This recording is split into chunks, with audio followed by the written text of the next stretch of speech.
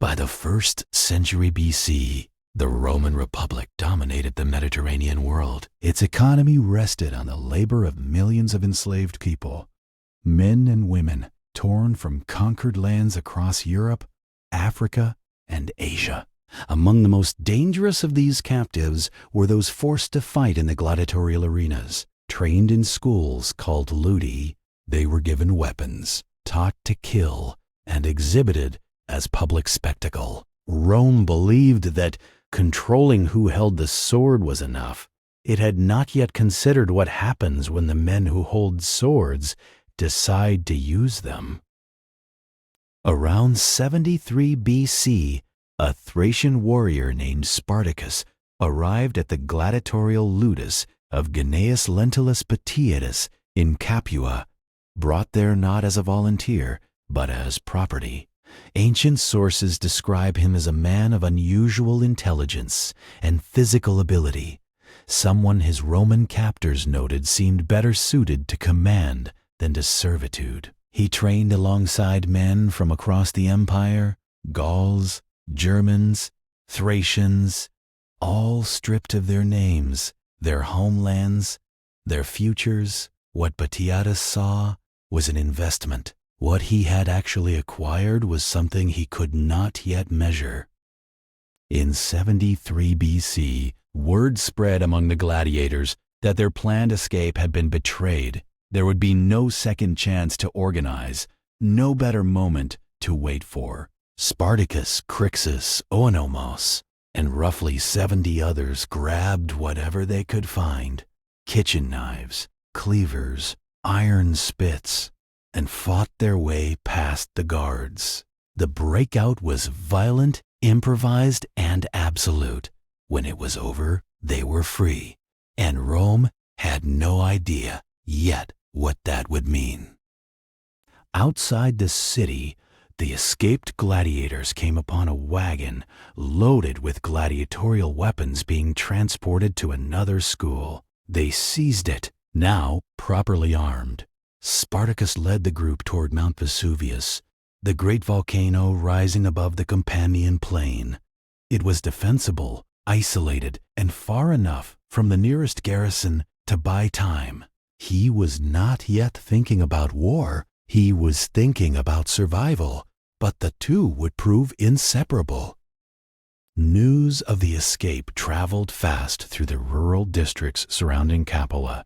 Runaway slaves from the vast estate farms, exhausted field laborers, dispossessed free workers, they came in streams, then floods. Within weeks, a band of 70 had become several thousand. Many of these newcomers had no fighting experience at all. Spartacus organized them, trained them, and kept them together through force of will as much as force of arms. He had not sought an army, but he understood, perhaps better than anyone, what to do with one.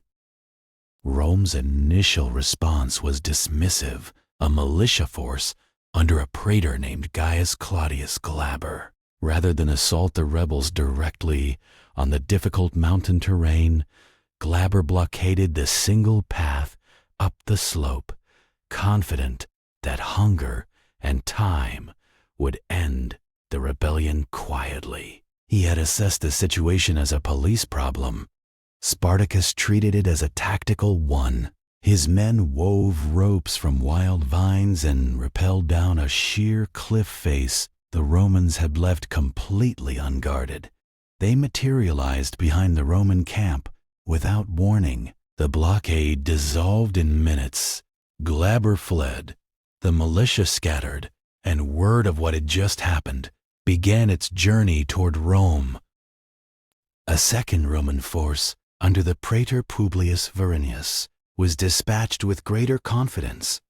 This time the rebels did not rely on terrain or surprise. They met the Romans in open-pitched battle and won. The defeat was comprehensive. Spartacus captured Varinius's own horse, his official lictors, and the Roman military standards, the sacred symbols of Roman martial authority. For the first time, the Senate was forced to acknowledge something it had refused to consider: This was not a criminal disturbance. This was a war. By 72 BC, the rebel force had grown to as many as 70,000. It was an achievement without precedent in the history of Roman slave revolts. But Spartacus understood something that many of his followers did not. An army this large, this diverse, with this many competing desires and homelands, could only be held together by a shared direction. His reported argument was straightforward: lead everyone north, cross the Alps, and let each person return to where they came from. It was not a plan for conquest. It was a plan for dispersal, for survival. Crixus disagreed. He wanted to stay, to fight, to take the army divided. And with that division, something fragile and essential was lost. In Rome, the mood had shifted from irritation to alarm. 2 praetors had been beaten in the field. The rebellion now held much of southern Italy. The Senate voted to treat the uprising as a full consular war, dispatching both consuls of 72 BC with their legions. Every escalation Rome had attempted had been matched and exceeded. Now it was committing its highest-ranking commanders and its fullest military weight. It was a measure of how badly things had gone. Crixus' separation proved fatal. Near Mount Garganus in Apulia, the consul Lucius Gellius Publicola caught his faction in open battle. Without Spartacus, without reinforcement, outnumbered and overextended, the Gallic force was destroyed. Crixus died on the field alongside roughly 30,000 of his followers. The 2 leaders had disagreed about the future. Crixus had paid the price of that disagreement with his life and had taken tens of thousands with him. When Spartacus received word of Crixus's death, he marched north and defeated both consuls in succession, first Lentulus Clodianus, then Gellius Publicola himself. For Crixus, he organized gladiatorial funeral games. Roman prisoners of war were forced to fight one another as the spectacle. The reversal was deliberate and precise. The men who had made slaves fight for entertainment now performed that role themselves. It was grief expressed as statement, and then Spartacus turned his army northward toward the Alps. With both consuls defeated and the northern road open, the army moved through Cisalpine Gaul into the Po Valley. A Roman proconsul named Gaius Cassius Longinus attempted to block the advance near Mutina. He was swept aside. The Alps appeared on the horizon, white and enormous and close. Beyond them lay Gaul, Thrace, Germania. Beyond them lay the possibility that this whole terrible chapter might simply end, that people taken from their homes might, against every reasonable expectation, actually get to go back. And then the army turned south. The ancient sources cannot fully explain why. The most common account holds that the rebels themselves refused to leave, that the abundance of Italy intends, the desire for continued plunder, or simply the inability to agree on a future beyond the war overcame whatever Spartacus argued. He may have been outvoted. He may have been overruled by sheer momentum. What the sources agree on is that he could not make them go. The mountains receded behind the column as it marched away. It was the last clear chance, and it was gone. From this point forward, Spartacus was no longer choosing his path. He was running out of them. In Rome, the Senate had exhausted its patience with the men who had failed.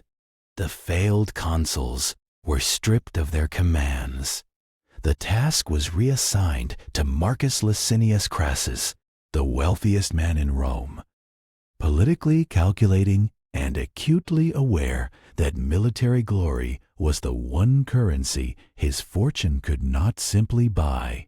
He accepted the command with extraordinary authority over 8 to 10 full legions. For the first time, one capable mind was in unified control of Rome's response. That, more than any single battle, would prove decisive.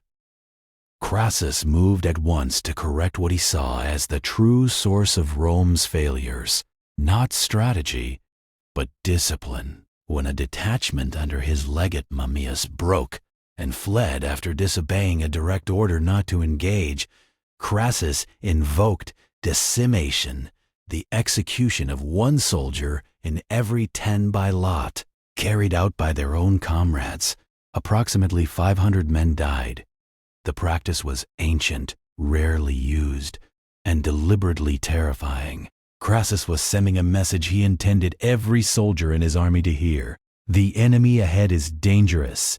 I am certain. Choose which you fear more. With the road north now contested, Spartacus looked to the sea. He negotiated with Cilician pirates to transport his entire army to Sicily, where a large slave population and a history of earlier revolts offered the possibility of reigniting a much larger war. The pirates accepted his payment. Then they sailed away. Whether bribed by Rome or simply indifferent to the outcome, they broke the agreement completely. Spartacus stood on the southern coast, watching the sails shrink toward the horizon. The strait to Sicily was 2 kilometers wide, close enough to see, too wide to cross. Every option was narrowing now. Crassus understood what the pirate betrayal had given him. He ordered the construction of a fortification across the entire width of the Bruttium Peninsula, a ditch roughly 5 meters wide and 5 meters deep, backed by an earthen rampart and wooden palisade, running from one coast to the other, approximately 55 kilometers in total. It was an engineering project on a scale that few campaigns had ever attempted, built not to win a battle, but to make one unnecessary. The rebel army was enclosed, with no sea passage, no open road, and no gap in the wall. They were being converted from a military threat into a slow attrition problem. Crassus was a patient man. Spartacus did not wait.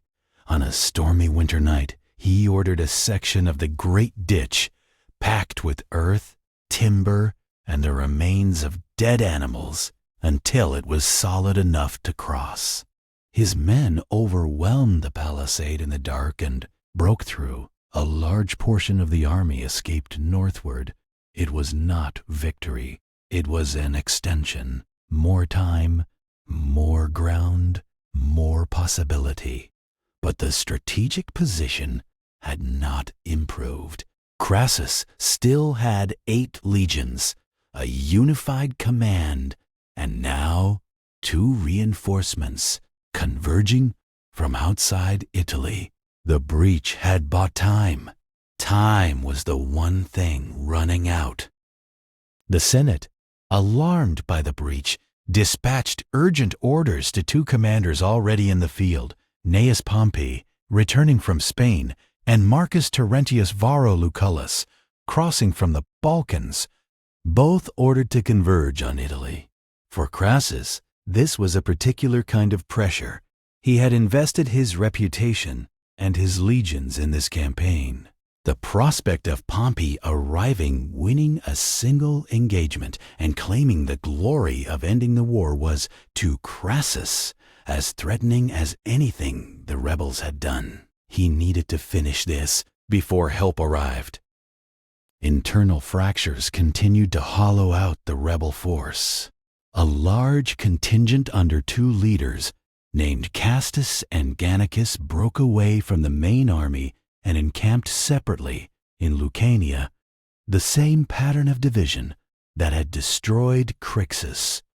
Crassus moved quickly. He caught the separated faction in open battle and annihilated it. Tens of thousands more rebels were dead. Spartacus was losing men he could not replace to an enemy that could replace every loss within weeks. The arithmetic of the situation was becoming undeniable. In 71 BC, near the Siler River in Lucania, the rebel army was brought to final battle. Ancient accounts describe Spartacus, before the fighting began, calling for his horse and then killing it himself. He is said to have explained that if he won, he would have many horses. If he lost, he would need none. Then he turned toward the Roman lines and advanced. According to Appian, he attempted to cut his way directly through the formation to reach and kill Crassus personally. He killed 2 centurions before he was surrounded. He fell fighting and was never stopped until he was dead. His body was never formally identified among the tens of thousands on the field. He left no tomb, no monument, no final words recorded by anyone who was there. The battle was over, but the accounting was not. As the remnants of the rebel force fled northward, Gnaeus Pompey's legions were waiting on the road. Approximately 5,000 survivors were intercepted and killed. Pompey immediately wrote to the Senate claiming that, while Crassus had won the battle, he himself had cut out the root of the war. The letter was tactically well-timed and historically dishonest in equal measure. Crassus received the lesser honor of an ovation rather than a triumph. The rivalry between the 2 men, sharpened here, would persist for years, and its consequences would far outlast the war that created it. Crassus ordered the crucifixion of approximately 6,000 captured survivors. Crosses were erected at regular intervals along the full length of the Appian Way, from Capua all the way to Rome, more than 200 kilometers. The bodies were left unburied. Roman law normally required burial within a short time. This was a deliberate suspension of that norm. The message was not addressed to Rome's citizens. It was addressed to every enslaved person in Italy, and it was written to be impossible to look away from on the road between the 2 cities that had defined the entire conflict. The Third Servile War ended. Rome had survived its most serious slave uprising, but survival is not the same as being unchanged. The war had exposed how deeply the Republic's prosperity depended on a system it preferred not to examine, and how close that system had come to unraveling. Crassus and Pompey, both elevated by the conflict, would go on to form the first triumvirate with Julius Caesar, a political arrangement whose internal tensions would accelerate the fall of the Republic itself. What they built together, and then tore apart, grew in part from the competition the Spartacus War had sharpened between them. As for Spartacus, a man without a confirmed grave, without a surviving account written by anyone who knew him, known only through the eyes of his enemies, he did not disappear. He became, across 2,000 years, one of the most persistent symbols of resistance in the historical record. Not because Rome remembered him the way he deserved to be remembered, but because the story itself was too large to bury. And that's it. Thank you for watching. The next story is waiting for you right here. Subscribe so you're always the first to know. Thanks for being part of this story. See you in the next one.